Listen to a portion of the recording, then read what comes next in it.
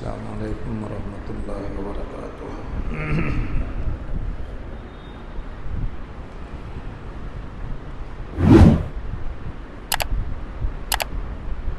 اعوذ باللہ من الشیطان الرجیم۔ بسم اللہ الرحمن الرحیم۔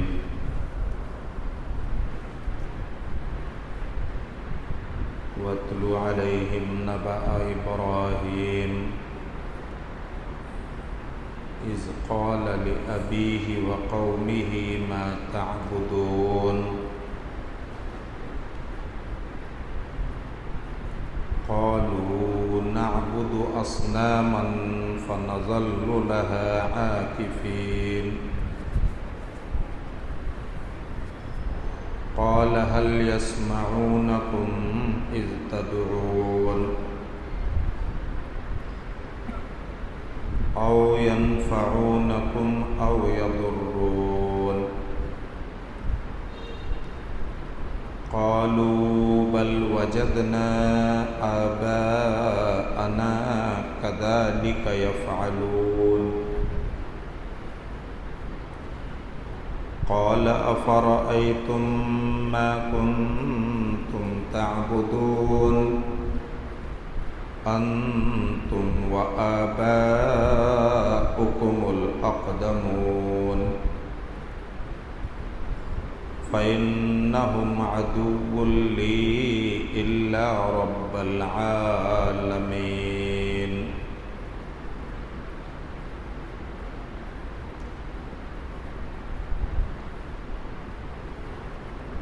حج کے مہینے چل رہے ہیں۔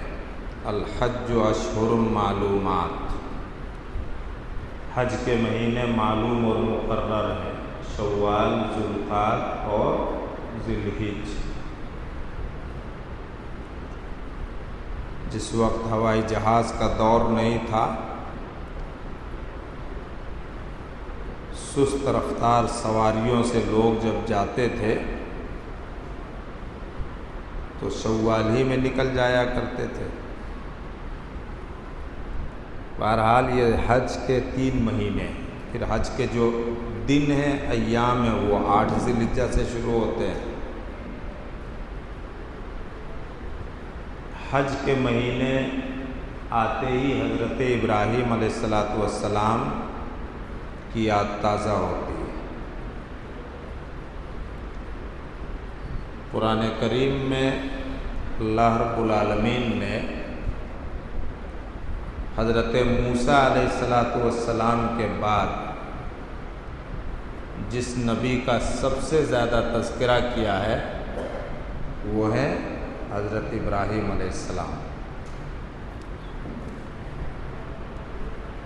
اب انشاءاللہ بقرعید سے پہلے یہ 3 جمعرات جو ہوں گے یا 3 ہوں گے، حضرت ابراہیم کی زندگی کے کچھ حالات تینوں میں بیان کیے جائیں گے، جو بڑے سبق آموز،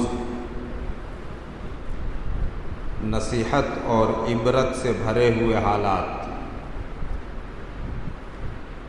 آج جو آیتیں پڑھی گئی ہیں یہ سورہ شعراء کے 5ویں رکوع کی۔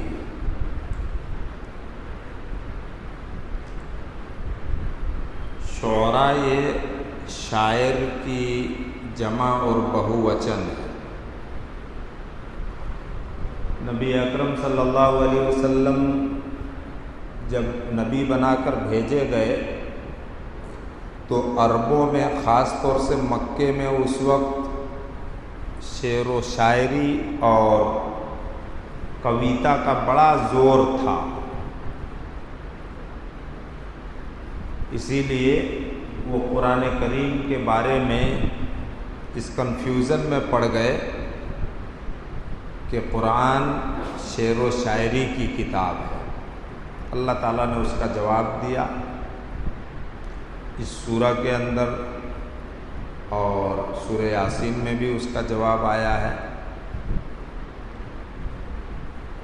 یہاں پر شعراء کے نام سے جو سورہ یہ سورہ شعراء ہے، اس میں اللہ تعالیٰ نے بتا دیا کہ جو شاعر ہوتا ہے، جو شعراء ہوتے ہیں، یعنی قوی، جس کو ہندی میں کیا کہتے ہیں؟ قوی، ان میں اور نبیوں میں کیا فرق ہوتا ہے، وہ آخری رکوع میں بیان کیا۔ یہ نام کے اعتبار سے یہ چند باتیں تھیں۔ اللہ رب العالمین نے اپنے نبی جناب محمد الرسول اللہ صلی اللہ علیہ وسلم کو حکم دیا، وَاتْلُ عَلَيْهِمْ نَبَأَ إِبْرَاهِيمَ، اور کہیں پر حکم ہے وَاذْكُرْ فِي الْكِتَابِ إِبْرَاهِيمَ، اس کتاب کے اندر ابراہیم کے تذکرے کو یاد کرو اور پڑھو۔ یہاں پر اللہ نے حکم دیا کہ ان مکہ والوں کو ابراہیم کا واقعہ، ان کی سیرت، ان کی زندگی کے حالات مکہ کے مشرکوں کو سناؤ، جو اپنے آپ کو کہتے ہیں کہ ہم ابراہیم کی اولاد ہیں۔ چنانچہ سب سے پہلے اللہ حضرت ابراہیم علیہ السلام نے اپنے باپ آزر کو خطاب کیا، اذ قال لأبیہ وقومہ ما تعبدون، جب انہوں نے اپنے باپ آزر کو اور اپنی قوم کو کہا کہ تم لوگ کس کی عبادت کر رہے ہو۔ ابراہیم علیہ السلام جانتے تھے کہ یہ بے جان بتوں اور مورتوں کی عبادت کر رہے ہیں، اپنے ہاتھ سے بناتے ہیں اور ان کو پوجتے ہیں، پھر جب ان کی عبادت سے جی بھر جاتا ہے تو ان کو پھینک بھی دیتے ہیں۔ اس کے باوجود پوچھا تم لوگ کس کی عبادت کر رہے ہو، یعنی غور و فکر کرنے کی دعوت دی کہ جن کو تم پوج رہے ہو ان کے اندر الہ اور معبود ہونے کی خصوصیت ہے یا نہیں ہے، الہ اور معبود ہونے کی صلاحیت ہے یا نہیں ہے۔ تو قوم نے بڑے دھڑلے سے جواب دیا، قالوا نعبد اصناما، ہم بتوں کی پرستش اور عبادت کر رہے ہیں، اور صرف دن کی کچھ گھڑیوں میں یا رات کے کچھ اوقات میں ان کی عبادت کر کے ہم فری نہیں ہو جاتے ہیں، بلکہ فَنَظَلُّ لَهَا عَاكِفِينَ، ہم ان کی عبادت پر مسلسل لگاتار جمے رہتے ہیں، ان کی عبادت پر ہم مجاور بن کر کے بیٹھے رہتے ہیں۔ اب حضرت ابراہیم علیہ السلام نے مزید سوال کیا، جس سے یہ پتہ چلتا ہے کہ معبود کی خصوصیت کیا ہونی چاہیے، انسان جس کی عبادت کرے اس کے اندر کیا کیا صلاحیتیں ہونی چاہیے۔ پہلا سوال کیا، قال هل يسمعونكم اذ تدعون، کہ جب تم ان کو پکارتے ہو تو کیا یہ تمہاری پکار سنتے ہیں۔ اللہ تعالیٰ نے اپنا تعارف کرایا، وَإِذَا سَأَلَكَ عِبَادِي عَنِّي فَإِنِّي قَرِيبٌ، میرے بندے اگر آپ سے پوچھیں میرے بارے میں تو میرے بندوں سے کہہ دو کہ میں سب کے قریب ہوں۔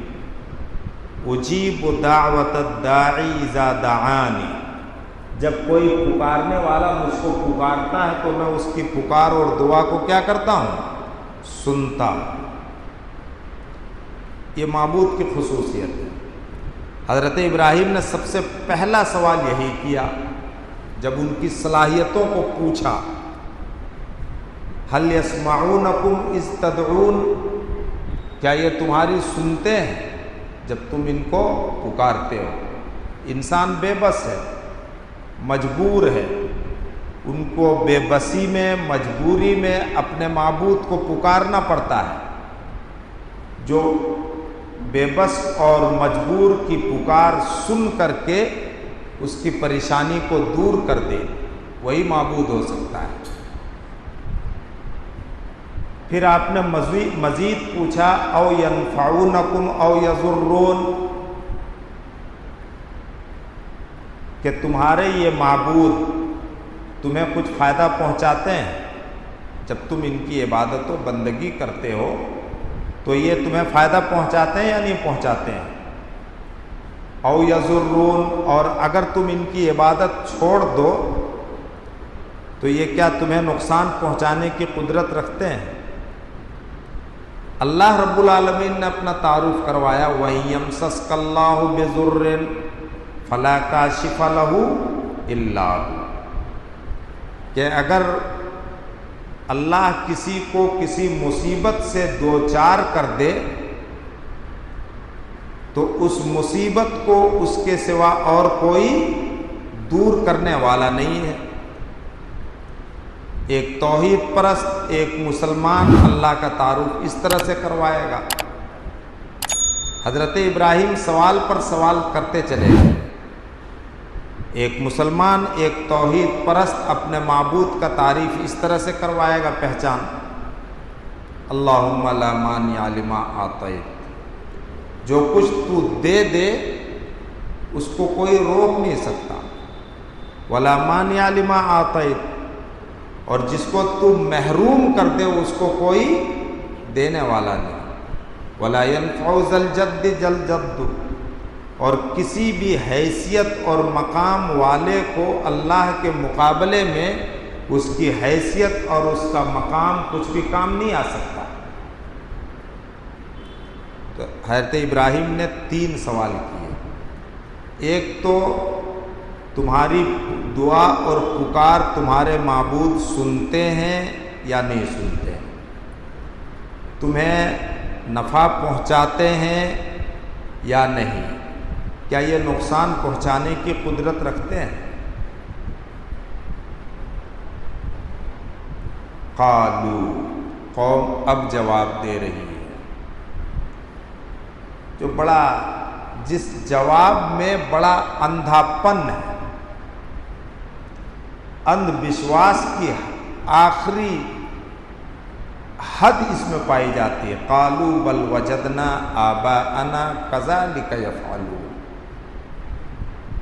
انہوں نے کہا ہم ان چیزوں پر غور نہیں کرتے کہ ہمارے یہ خدا، یہ معبود، یہ مورت ہماری پکار سنے یا نہ سنے، ہمیں نفع و نقصان پہنچائیں یا نہ پہنچائیں، ہم ان باتوں پر غور نہیں کرتے ہیں، بلکہ وجدنا آباءنا كذلك يفعلون، ہم نے اپنے بزرگوں کو، اپنے بڑوں کو، اپنے پروجوں کو، اپنے باپ داداؤں کو اسی طرح کرتے پایا، ہم بھی کر رہے ہیں۔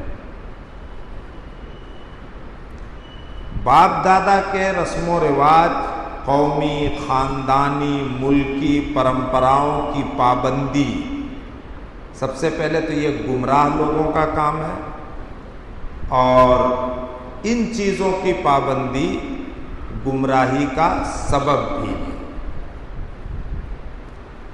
حضرت ابراہیم نے مزید پوچھا، قال افرأیتم ما کنتم تعبدون انتم وآباؤکم الاقدمون، تم لوگوں نے اس بات پر کبھی غور بھی کیا کہ تم اور تمہارے اگلے باپ دادا جن کی عبادت کرتے ہو، فإنہم عدو لی، وہ سب کے سب ہمارے دشمن ہیں، ان مورتوں کا کوئی قصور نہیں،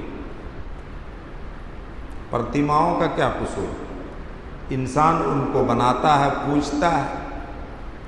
ان مورتوں سے حضرت ابراہیم نے دشمنی کا اعلان کر کے یہ بتانا چاہا ہے کہ تم جو ان کو بناتے اور ان کو پوجتے ہو، تم سب سے میری دشمنی، الا رب العالمین، سوائے اس ذات کے جو سارے جہاں اور ساری دنیا کا پالنہار اور پروردگار ہے۔ اب اس کے بعد ابراہیم علیہ السلام نے اللہ تعالیٰ کے معبود ہونے کی دلیلیں دی، الذی خلقنی فہو یہدین، جس نے مجھے پیدا کیا اور وہی مجھے راستہ دکھا رہا ہے، اسی کے دکھائے ہوئے راستے پر میں چل رہا ہوں۔ والذی هو یطعمنی ویسقین، اور وہی مجھے کھلاتا اور پلاتا ہے۔ یہ موٹی موٹی دلیلیں توحید کی، اللہ کے رب ہونے کی، اللہ کی ربوبیت کی، ایسی دلیلیں، ایسی باتیں جن کو سب انسان جانتے ہیں، پڑھے لکھے بھی اور جاہل بھی۔ کھلانا پلانا اسی کا کام ہے۔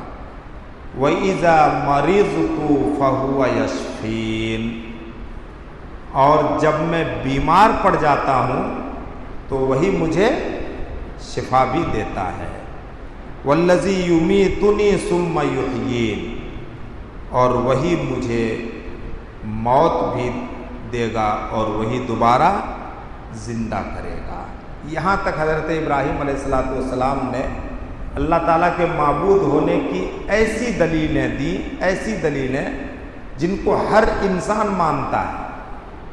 آسمان سے بارش برسانا، زمین سے انسان کے کھانے پینے کی چیزیں پیدا کرنا، زمین کے اندر سے، زمین کے سوتوں سے پینے والا پانی نکالنا، بیمار کر دینا، پھر شفا عطا کرنا، یہ سب کرنے والا کون ہے؟ رب العالمین، جو سارے جہاں کا پروردگار ہے۔ حضرت ابراہیم نے مزید کا والذی اطمع ان یغفر لی خطیئتی یوم الدین، اسی سے مجھے امید ہے کہ میرے گناہوں کو وہ بدلے کے دن بخش دے گا۔ پھر اللہ تعالیٰ سے دعا کرنے لگے اور دعا کر کے اپنی قوم کو سنا بھی دیا کہ رب حب لی حکما والحقنی بالصالحین، اے میرے پروردگار مجھے حکمت، دانائی، دین کی سمجھ بوجھ اور اپنی ذات کی معرفت اور پہچان عطا فرما، اور مرنے کے بعد مجھے نیک لوگوں کے ساتھ ملا دے۔